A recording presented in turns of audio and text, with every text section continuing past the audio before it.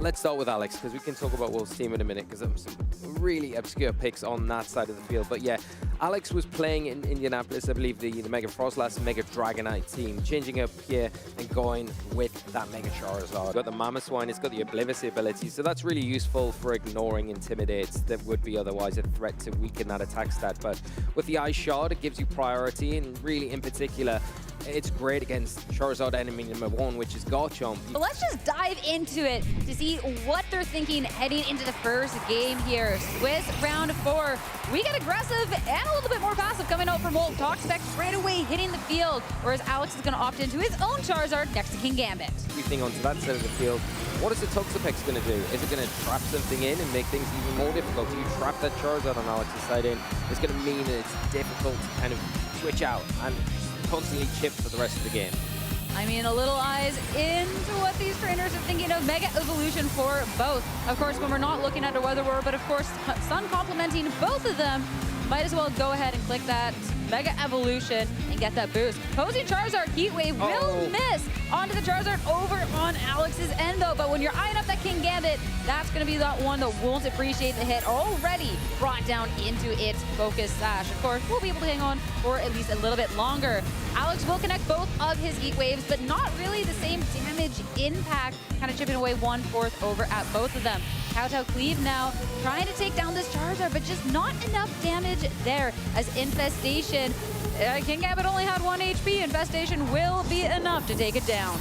Yeah, they're a really nice player for Wolfe just to cover. If the King Gambit stays on the field, I'm going to make sure that I do get the knockout onto it. So damage from the Heat Wave from Alex's side, but nothing that you need to be too concerned about. Now Alex has the ability to try and set this Trick Room up with the Farigiraf and gets initial damage. It could be close to picking up a double up into that Farigiraf with an Infestation. He's going to hit the super effective as well. Okay, just going to be a Protect, though. No damage done from Heat Wave into it, but will land its mark into Alex's Charizard now, as we'll have to see how much damage this Charizard can do in return. But of course, it will be enough as Connect to take down the opposing Charizard, but Toxapex still kicking around about half health. Now, did it target down into the Farigiraf or the Charizard? It will be the Toxic into the Charizard. So this is damage overtime, and it gets to be a lot of damage with that bad boy. Yeah, it's now on a timer, of course, and as well, the Sun is on a timer, so no matter of time this Charizard has left in this battle, can it be impactful? You've seen the damage so far. The Toxapex taking this Heat Wave so comfortably, right?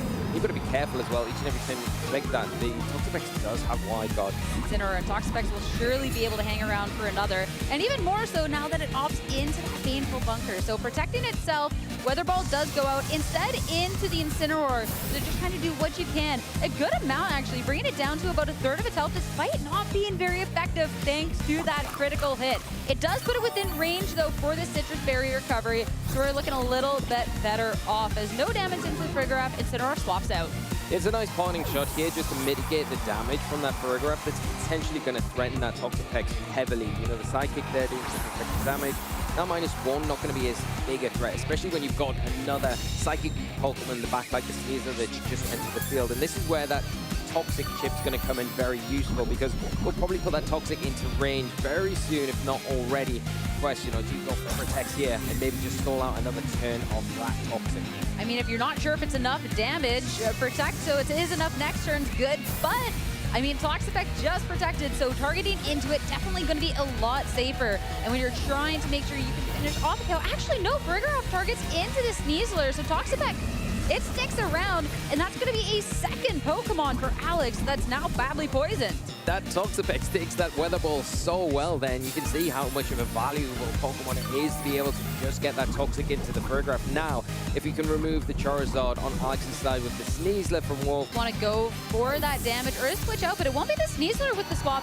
Instead, the Toxapex into the Incineroar. So if it is a Psychic, not much will be happening, and of course, can try and eat up these other Fire-type attacks, as Charizard will have a chance to go for one more. The survival, now the Weather Ball into the Sneasler, is enough to just cleanly pick this Pokemon off. Yeah, that's a big survival from Charizard, showing how well Alex had trained that. He's got a lot of defense there to be able to take that Dire Claw, and now the Farigiraf with the remaining turns is going to set up the Trick Room now, and this might be beneficial to what is left in the back now that Incineroar's hit the field. But we're going to see that tick of Toxic take down that Charizard, but it's got plenty for its time on the field for Alex. Yeah, Farigiraf though sticks around, though it is poison on a timer, but it's, you know, it will still be able to make use of a few more turns. Toxapex had just swapped out, so now we'll re-hit the field, but with the Trick Room, anticipating something a little bit slower coming out from Alex, and it will be the Sylveon. To see what we're playing with going into the latter turns of this game.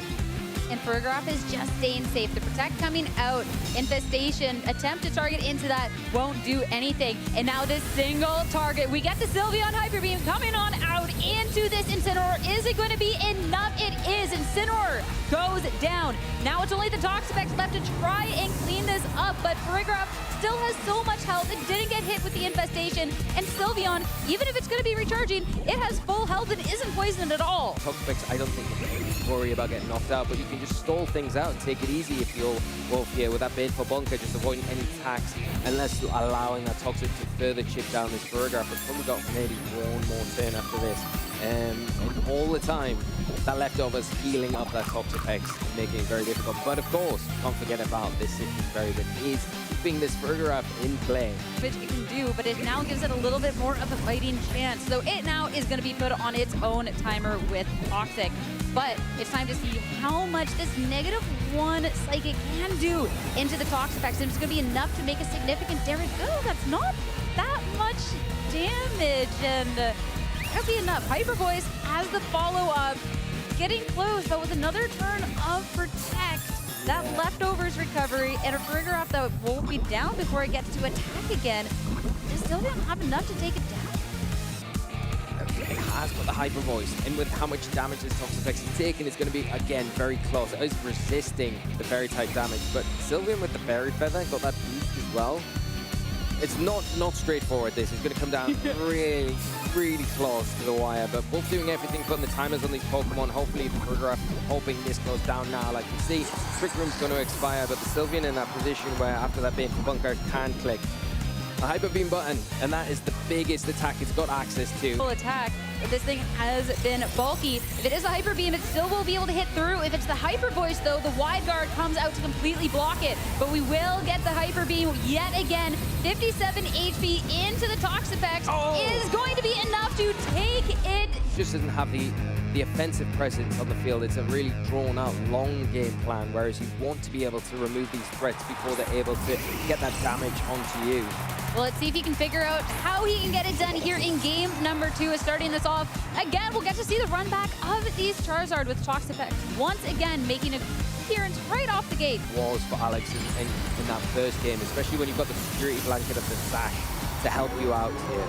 I mean, we'll get to see at least a run back for how game 1 started with yet again Mega Charizard coming on out.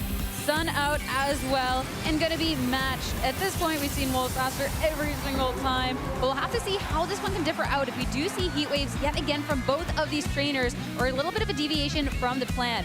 Wolfe, it will be a heat wave, this time connecting with both of the targets and bringing Kingambit yet again down into its focus sash.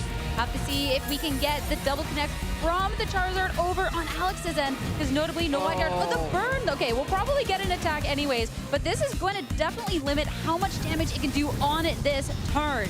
Heat Wave can double connect, but this Kingambit, you kind of wanted to get a really powerful attack off, start chipping away at the Toxapex as most as possible, and that is just not great damage.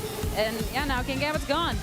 Yeah, the burn really kind of putting the stoppers on Kato Cleave there into the Toxapex, changing target because of how problematic the Toxapex was in that game. One, prioritizing that Pokemon. He built the Charizard is, and Alex has said so any damage onto it early on in this game is going to be so valuable going forward as well, while protecting that Toxapex for maybe the late game.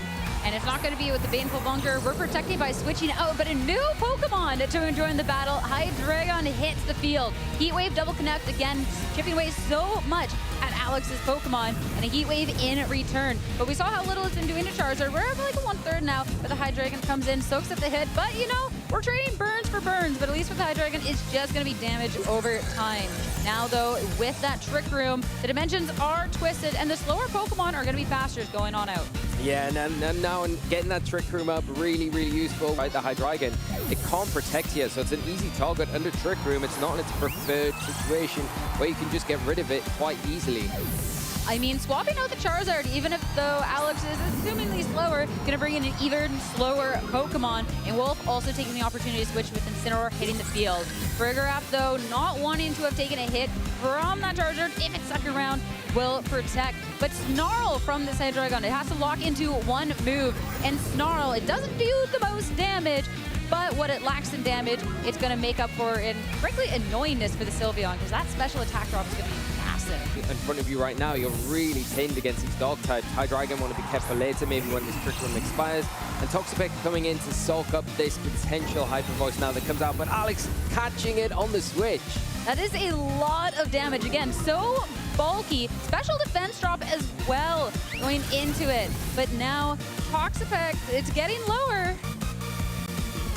You can see how really valuable that special defense attack drop was, and now the Incineroar reaping the rewards of the sun being up and taking down a big threat to this Toxapex that just entered the field. And that's going to be a bit of recoil, but the Toxapex is so low, but it will get a little bit of recovery. But now, where does Alex go from here? Because you lost a Pokemon that was so good within this Trick Room, and now Charizard is forced to hit the field. It was around that 50 mark, but the Toxapex will probably be able to take a Hyper Beam here, so not even an option, and the Incineroar in a position where it can just throw a Flare Blitz into this Sylveon and do some really huge damage. I mean, it's trying to. It certainly tried to get that damage, but Sylveon will protect on this turn. Charizard with the Weather Ball again. We have the Sun. Incineroar not going to drop to it, though. Again, not very effective. It's close, but no dice. And Citrus Berry is going to kind of put it back to where it was. Yeah, and now that recovery probably puts it out of range from a Hyper Voice this next time around as well. Flare Blitz into the Sylveon, you know they protected last turn. Can you get it off? Yeah, if not, you take a Hyper Beam and go down, and Hydreigon can come back on and disrupt even further and support that Charizard. I mean, we're not going to lock in anything crazy. We're going to do what damage we can, and Hyper Voice is just not enough to get it there. So Incineroar has the chance to fire off this Flare Blitz. Less damage now that the Sun's not there, but Sylveon, with so many burns this match, will get burned. And recoil, it will be enough to take down the Incineroar, but that was the last turn of Trick Room. And yeah, Charizard on Wolfe's end stays safe. The dimensions are now untwisted, and he'll be able to bring out another speedier Pokemon to try and help close this out. Yeah, it can be that Hydreigon. It will be able to pressure the opposing Charizard on Alex's side as well, which is really nice now. So of course, as you said, wide guard. Make sure there's not going to be these heat waves, these Hyper Voices to be able to threaten on your side of the field. But you can threaten these heat waves all you want. Sylveon goes down, and Charizard 35 health left, even with that critical hit, but kind of just looks like a no ice. Now, I mean, if you go for your own heat wave, it does absolutely nothing. So we're one turn away from taking this into a game number 3. Yeah, and it looks like we will be, a really nice turnaround from Wolfe here and utilizing the Hydreigon, make that Sylveon from what was such a formidable threat in game 1 to really, but the immediate pressure that you can start putting on, I think, is really useful. And then that kind of opens up the door maybe for Frigoraph to have a little bit of a freer time against Toxapex. But we see an adjustment like this, the Hydreigon is going to throw up all sorts of issues. A double adjustment, though, because Hydreigon's in the lead now as opposed to being in a Trick Room situation. And then that would allow Alex to get maybe some leverage with their own Charizard onto the opposing side of the field. We saw the Heat Wave damage into the Hydreigon. You need to start getting damage onto it early on in this game, putting it in range for something like Sylveon to come in later to try and help clean up. But we're not going to get any switches for the first turn of the match. Instead, such aggressive leads from both and Megas yet again. Of course, we have options for Alex's side of the field to protect either or both of these Pokemon. And Garchomp, understanding the pressure of something like a Draco Meteor, will go ahead and protect. So this Pokemon is safe for now. Hydreigon is locked in because of that Choice Scarf, and it will be a Heat Wave to just try to get some damage onto this opposing Charizard, as that will bring it to just about half health with that critical hit. Now Alex has a chance to respawn. 2 Pokemon that do resist, but again, respectable damage into both is bringing, at the critical hit. That's fair, right? That's fair, a crit for a crit. Want to target into that slot The there. double, the attempt. The double. He tried to go for the double protect. and that could have been the safe swap if Sylveon's there, but instead, no protect, no chance. Garchomp drops to the Draco Meteor. That was the adjustment going into this, and it has been instantly deleted. Now, Wolfe has the opportunity to follow up the Charizard once again. This is single target damage now. The Charizard down to about 1/4 of its health left. And of course, you can go for your own Heat Wave, but not the most accurate. You're not gonna hit the opposing Charizard. And again, Hydreigon is gonna be more than easily sticking around. Yeah, that Hydreigon doing the exact job it was brought for, to dispatch of that Garchomp. But it was such a threat to the Charizard on Wolfe's side, right? Done its job now, can probably switch out, so it will get taken down to a sash, and this is it. We're gonna go for it, but not enough. This one doesn't have the black glasses, so that damage, not enough there to drop the Charizard. It will be taken to Draco Meteor for sticking around. And of course, Wolfe has the chance with the Charizard to double up yet again, to try and maybe eliminate this Kingambit sooner rather than later. And of course, that Heat Wave was enough for the Charizard. And Kingambit, the Focus Sash was broken, so we get the double KO. Yeah, really smart play from Wolfe, identifying that the Focus Sash is on that Kingambit. I'm doubling into it. If I land this Draco Meteor into it, just needs to do 1 HP minimum. Then I can clean it up, and there it is. That is the match. The double KO is more than enough to secure it. And a statement of a game number 3 for Wolfe Glick to take the set. I mean, that was so crazy. Both trainers with those adjustments, but that Hydreigon, oh my goodness.